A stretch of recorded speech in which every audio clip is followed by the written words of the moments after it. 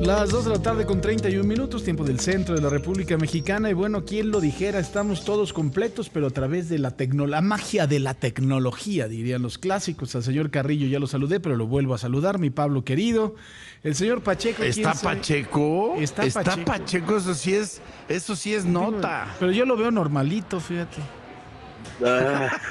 Está tomando sidral. Sí, yo lo veo bien. Vamos a tener 90 años, Paco. Y no. la misma broma. ¿Dónde andas, Pacheco? Ya acá en la Ciudad de México, mi Pablo andaba en Nuevo Laredo, que les mandan siempre muchos saludos, nuestros amigos de Nuevo Laredo. Ah, muy bien, saludos al buen Alonso.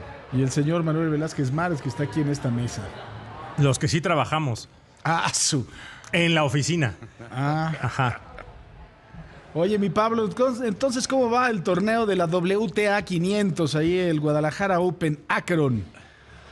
Fíjate que con la buena noticia que vamos a tener una mexicana en la final, que es Yuyu Olmos. Hemos platicado de Yuyu, es una historia bonita, porque su padre mazatleco, su madre austriaca. Ella nace en Austria, vive casi desde niña en California, y cuando tuvo una carrera brillante como jugadora colegial con los Troyanos de la Universidad del Sur de California, y cuando tuvo que definir jugar para algún país, dijo: yo quiero mi país paterno, y ha sido una muy brillante representante de nuestro país en Juegos Centroamericanos, Panamericanos, ha estado representando a México en Copa Federación, y bueno, pues en esta ocasión ha tenido una muy buena pareja, se compenetraron muy bien con Aldila Suryadi de Indonesia, que yo tengo ahí, por alguna razón me he puesto a investigar a Indonesia. Pues es de los países más poblados del mundo, a pesar de ser una isla o varias islas. Sí. Allá por Sumatra, dicen. ¿Qué pasó? Lo digo en serio. Cálmate, Carrillo. Pues ahí en Indonesia es Sumatra, ¿yo qué culpa tengo? Sí, pero no, espérate. Oye, por cierto, hablando de ese tipo de cosas que es tu terreno, el señor Paco Memo Ochoa lo mandaron a una liga muy Chipre. Muy buena. Una liga que creo que, como platicábamos ayer, creo que tiene 4 equipos y cuando están jugando todos, ¿no? Ya son 14. Okay. Yo creo que le iría... Yo creo que le iría mejor en el Venados de Yucatán, ¿no, Pablo? Yo creo que sí, pero fíjense, el equipo grande de Chipre, que es el Apoel Nicosia, pues es el que habitualmente lo representa en Champions. A ver, este tema es para el señor Pacheco, porque ya no es un tema deportivo, Pacheco, es un tema de lana. Paco Memo Ochoa, 40 años... es uno de los grandes, nadie puede negar su historial, su grandeza, su trayectoria, jugar en todas las ligas grandes de Europa casi, pero bueno, mundialista, qué atajadas hizo allá en Brasil. Pero Paco Memo Ochoa, pues evidentemente ya su momento deportivo quedó atrás, pero uno que lo conoce muy bien, el señor Pacheco, es la parte de la mercadotecnia, de la lana, los patrocinios, la imagen, y eso pues vale todavía, y es lo que buscaron, acomodarle un equipo para poder decir que sí está jugando, que está activo, y llevarlo como una especie de líder moral comercial. Y vaya que lo es, mi querido Paco. De hecho, mi querido Pablo, tengo un sobrino que tiene 8 años y es fanático de Memo Ochoa, y hasta le consta también a Paco Sea, porque lo hemos ido a buscar, bueno, yo no, pero mi sobrino, y es eso que dices, ¿no? Finalmente la mercadotecnia. Y también, Pablo, saber cómo ves, cómo se han ido extendiendo los tiempos de los jugadores profesionales conforme va mejorando el nivel de vida, ¿no? Porque no sé si hace 20 años pues la mercadotecnia era la misma, pero no necesariamente veías a jugadores que han durado tanto, y no sé si eso pues sí es un fenómeno, digamos, de la tecnología, de la medicina del deporte, etcétera. Todo junto. Pero fíjate, porteros son por lo general carreras más largas, Dino Sof, por ejemplo. Pero evidentemente que en los casos de un Federer, de un Djokovic, Federer 40 años, Cristiano Ronaldo, Tom Brady, cuarentones, ¿por qué llegan? Bueno, yo te diría, primer tema, disciplina. Segundo tema, nutriólogo, dieta hiperbalanceada. Tercer tema, fisiatras, médicos, este tema de Cristiano que se mete allá a congelarse, ¿no?, en su cámara esta que utilizan para las terapias, la crioterapia. No hay fiestas, no hay desveladas, hay que dormir 9 horas, los masajes después, en fin, todo esto junto, y la tecnología, la electroestimulación, todo lo que me digas, todo lo usan.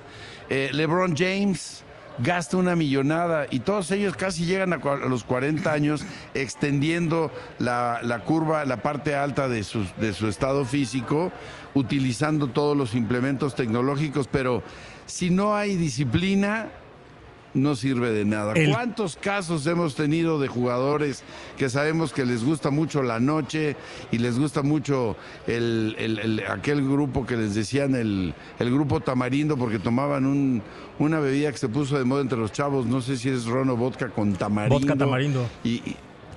Qué bien, mira, rápido. Me contaron. Te delataste. Me contaron. Oye, te faltó el más grande de todos, el más longevo, Pablo. El Conejo Pérez. ¿A quién te refieres? Sí, es cierto. Creo que Conejo estuvo como hasta los 44, 45 años, ¿no?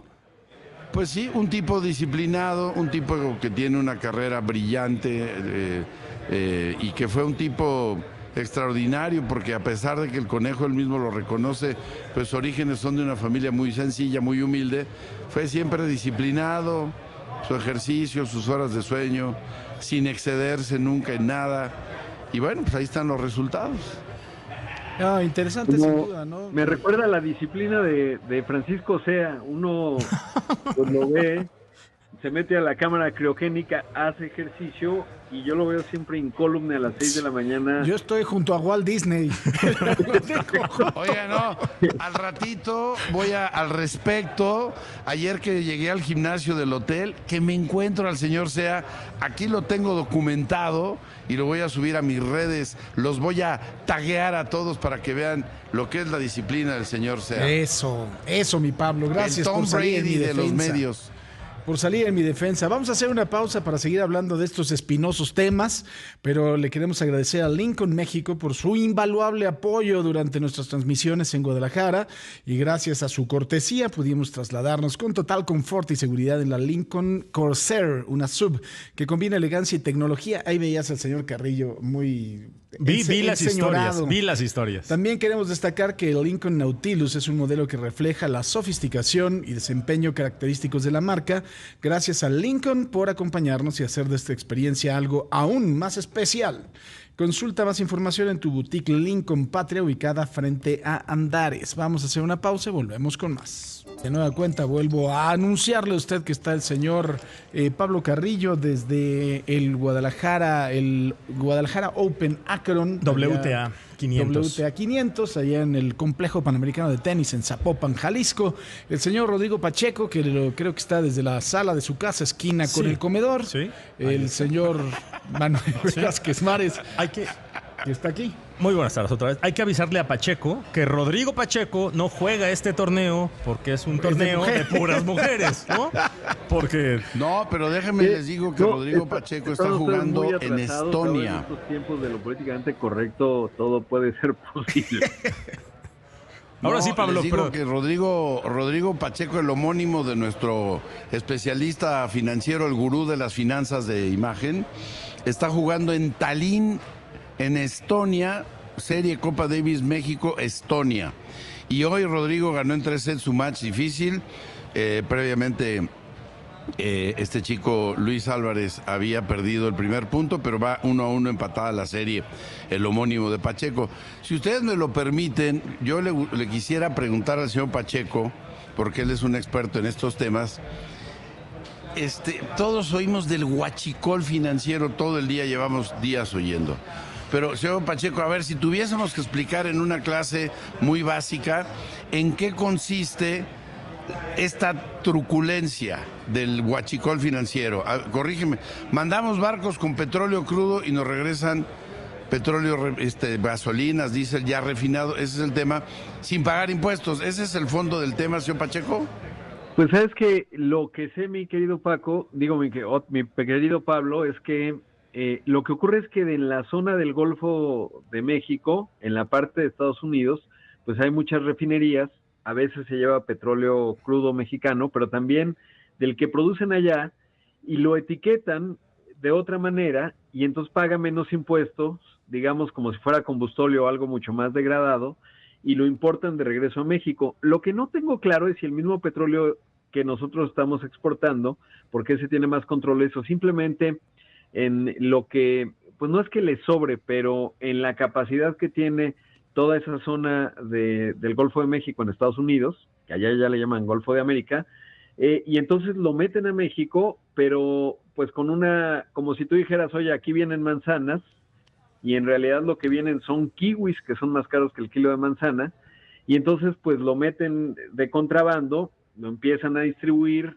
con ciertas vinculaciones al crimen organizado. Les voy a contar que quien lo dijo en su momento y hace mucho, cuando era jefa del SAT, era Raquel Buenrostro. Esto no es algo necesariamente nuevo, es un esquema bastante sofisticado y que ya tiene algún tiempo. Y recuerdo que uno de los buques que se habían detenido fue primero por casualidad, o sea, se revisó. No me refiero al último, al más reciente, y es un esquema pues bastante sofisticado. Lo que no tengo claro, mi Pablo, es si les enviamos, digamos, petróleo y es el mismo que nos están regresando, simplemente es de toda la capacidad instalada que hay en Houston, y veto a saber si es del mexicano o del que sea, pero claramente pues lo están importando con una etiqueta que no es, y ahí hay unos márgenes increíbles, y por supuesto pues el crimen organizado de por medio, porque hay que imaginar las redes de distribución y lo que eso implica, ¿no? En términos de factura, etcétera, pues obviamente eso se nota, ¿no? No estás hablando de una cantidad pequeña. Oye, además de todo, según lo que entiendo, creo que independientemente del petróleo que nosotros estamos mandando, ellos compraban petróleo en el mercado, lo etiquetaban como aditivos para gasolina, aditivos para aceites, aditivos para diferentes combustibles, y entonces obviamente tiene una tasa impositiva mucho menor y había una ganancia brutal, ¿no? Y ya lo distribuían aquí en la República. Sí, exactamente. Ahorita estoy buscando porque incluso hubo el Departamento de Justicia, el 30 de mayo de este año, detuvo a un papá y a un hijo allá en Estados Unidos que justamente estaban involucrados con los cárteles en México, sobre todo porque pues estarían lavando dinero, importando petróleo, y bueno, pues es un esquema bastante sofisticado y que va de los dos lados, ¿no? Ahora hemos estado del lado mexicano, pero o sea, cuando sale de Estados Unidos, pues tiene que haber algún control, ¿no? Y pues por lo visto no lo hay tanto, y es una trama larga que yo creo que va a dar todavía mucho de qué hablar, dependiendo hasta dónde los dos países quieran investigar, ¿no? Porque pues no es algo de un solo buque, evidentemente. Sí, es la verdad, y es que además de todo, creo que como también estábamos platicando con Pablo, esto es nada más la punta del iceberg, ¿no? Y de otras cosas, porque al parecer esos mismos barcos no solo traían huachicol fiscal, sino también traían armas, se mandaba droga, entre varias cosas más. Sí, mira, dos que detuvieron, te digo, el 22 de mayo son Maxwell Sterling Jensen y a su papá en Utah, por conspirar justo con el cartel Jalisco Nueva Generación, pues por todo este tema del combustible, que esta es una parte. De hecho, pues fue muy interesante la conferencia del domingo pasado, cuando le preguntaban al fiscal, pues de todos los incidentes que hay, por ejemplo, lo que se dio en Reynosa recientemente. ¿Te acuerdas que un delegado de la fiscalía, de una manera muy dramática, venía en una camioneta blindada, la incendian, se baja, lo matan? Si estaba vinculado, y es que estamos hablando de un nivel que tiene el crimen organizado en México bastante amplio y bastante sofisticado, y entender si todo esto es parte de la misma conexión, ¿no? Todo parecería indicar que sí. De hecho, la operación del Departamento de Justicia y del ICE, estoy viendo ahorita, fue el IRS, el FBI, el ICE, la DEA, se llamó Operación Muerte Líquida, o Operation Liquid Death, como título de película, pues como de película, la verdad. Sí, la verdad es que es un tema que creo que todavía vamos a seguir hablando de él por mucho, mucho tiempo, ¿eh? Oigan, y vinculado a eso, y creo que lo comentamos, Paco, esta nota que sacó Reuters, que hoy desmintió la presidenta, dijo que no es así, pero muy detallada, es de las más extensas que he visto, en donde habla cómo la CIA, desde hace algún tiempo, opera directamente con unidades de élite, tanto del ejército como de la marina, y pues fueron los responsables, bueno, uno fallido del Culiacanazo, pero trae muchos datos y mucha información, digamos, unas son fuentes, pues que obviamente siendo temas de inteligencia, pues no revela, pero otras que son visibles, ¿no? Y muy interesante, sobre todo porque yo lo interpreté, y me gustaría saber su opinión, pues en un momento tiene dos mensajes de fondo, ¿no? Subyacentes. Uno, el que es mejor cooperar con México que hacer acciones unilaterales. Dos, pues valida un poco a la unidad de élite con la que operaron con la Marina, en un momento en donde la Marina pues está bajo una lupa grande, obviamente por todo este incidente. Pues mira, la realidad de las cosas es que la CIA siempre ha hecho muchas operaciones en México y esa es una realidad y que además de todo me parece que por corrección política nunca se debe de aceptar ni se van a aceptar. Claro, pero la realidad de las cosas es que creo que también estamos mucho más unidos en ese tipo de operaciones de lo que puede pensar la gente. Y lo hemos platicado muchas veces, el caso de Héctor Berreyes, ¿no? El caso de este exagente de la DEA, que fue el que tuvo que investigar toda la muerte del agente Enrique Kiki Camarena y que al final de cuentas se dio, pues en la investigación lo que a él le resultó es que quien había mandado matar a Kiki Camarena no había sido el narco mexicano, sino la CIA, para seguir encubriendo pues toda su operación de financiamiento a los contras centroamericanos. Tú te debes de acordar el tiempo de Ronald Reagan, el tiempo de el coronel, ¿cómo se llamaba este hombre que testificó en el Senado? El Winter, ¿no? ¿Cómo se llamaba? No. Ahorita, sí, que incluso eso llegó porque... Oliver North. Oliver North, exactamente. Uh-huh. Y que eso podía llegar incluso hasta George Bush, papá, que era director de la CIA, cosa nada menor, y que ya se perfilaba, en esa época ya era vicepresidente de los Estados Unidos, si no me falla la memoria. Entonces llegaba muy alto esa hebra, digamos, y como dices, Paco, pues en donde la CIA necesitaba efectivo, no se lo aprobaba el Congreso, donde había efectivo, pues adivinen, Cártel de Guadalajara en ese entonces. Sí, la verdad es que sí, asuntos verdaderamente muy complejos. Pero bueno. Compañeros, ¿por qué no, como decía mi santa madre, que en paz descanse, ¿por qué no mejor hablamos de música? Va, tú sacaste el tema, Pablo. Sí, y ahora ya... No, yo nada más hice una pregunta, pero mejor hablemos de música porque cuando... Pues ustedes saben que en las familias luego hay ahí ciertas reyertas y empezábamos a hablar así como en conflicto. Decía mi mamá, hijitos, ¿por qué no mejor hablamos de música? No sé, podemos hablar de lo Oasis hoy, viene Oasis hoy. Hoy es el primer concierto de Oasis, mañana es el segundo, entonces... Oye, leí que van a extender su repertorio, que habitualmente tocan un par de horas, porque ya los de Oasis, hablando de longevidad, ya no son ningunos jovencitos, pero que van a tocar 2 horas casi y media el concierto. 2 horas 30. Y seguro tú, señor Manuel Velázquez Mares, vas a ir para no tener que sufrir con tus Chivas el día de mañana contra el América. Tema que no has querido tocar. Ese sí es un golpe muy bajo. No te voy a responder, Pablo. No. Habla, Paco, por favor. No, yo no le voy a la América, pero... Enjuaguen sus cosas, ustedes solos. ¿A qué equipo le vas, Pablo? Yo a los poderosos Pumas de la UNAM. No, pues compañero del mismo dolor, creo, también. ¿No? Sí, pero no exime que es el clásico nacional y que Chivas tiene una oportunidad de pues mejorar, porque esta temporada van muy mal. Los Pumas acaban de anunciar que conmemoran 71 años de formación. Les quiero platicar un poco de ese tema, si les parece, porque en los años 50, cuando se pues dan a conocer los Pumas de fútbol soccer, por allá del 54 más o menos, los Pumas de soccer no existían en el deporte universitario. No, incluso eran el fútbol americano, ¿no? Claro, el Estadio Olímpico de Ciudad Universitaria, que en un principio tenía este proyecto de hacer todo el mural 360 grados en toda la fachada y no nada más alcanzó para un pedacito, el famoso mural de Diego Rivera. El fútbol americano es lo que funcionaba. Entonces, pues empezó el fútbol a tener cierto auge en los 50. Era un deporte menor, para que midamos un poco.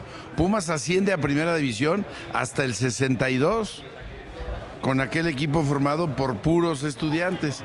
Pero pues creo que Pumas no tiene mucho que festejar a sus 71 años y a las Chivas pues les surge un triunfo. Antier tuvimos aquí algunos jugadores de Chivas que ustedes saben, estamos en el stand de Akron y el estadio de Chivas es Akron. Akron es patrocinador también de Chivas y ojalá que le den una satisfacción a su muy vapuleado público. Afligido, con las Chivas aunque ganen. Público. Con mis Chivas aunque ganen, 100%. Nos vamos, mi Pablo. Gracias, señor Pacheco. Gracias.